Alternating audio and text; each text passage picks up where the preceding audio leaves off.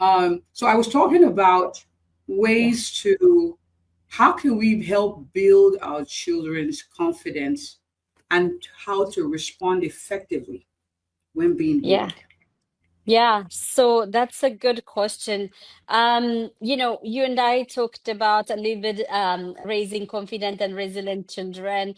Mhm. Um, I think the biggest thing is identity has a potential to shape um, how they show up, right? How our kids show up.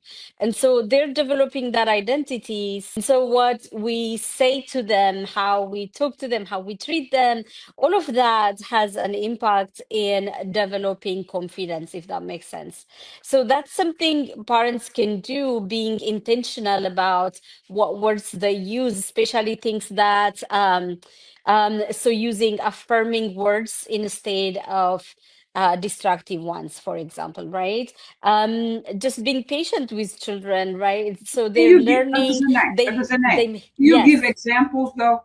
You said affirming, for example. I want you to like let's practice. So give examples of affirming words so we can practice for our viewers. Take it away. um, so, like for example, they do something. That you are proud. So express that. Oh, I'm proud of you, how you did that. That was great. You did a Little great extra. job with that.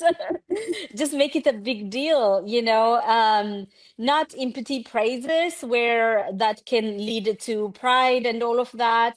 But when you catch them do something, just praise that. I like how you did that. That's so good. I like how you show kindness to, your sibling or your friend. That was so kind. I love that. That's great. So just being intentional about the words we use and affirming words we use, and kind of linking it to activity and action they're doing or who they are being and how they're showing up. Because all the words do have a a, a potential to shape their identity, if that makes sense. That would be the opposite would be the same. So, like for example, if our child spills something and you tell them you're clumsy, you are, Mm, so mm. they're gonna grow up with that identity. Especially, this is, my biggest passion that I want to teach parents is that, especially children under the age of 7, anything they are told, they take it as literal because Mm. the prefrontal cortex, that's rational brain, is not mature. They are more emotional, subconscious mind until the age of 7. And so they're absorbing everything they're being told, and that shapes their identity, if that makes sense.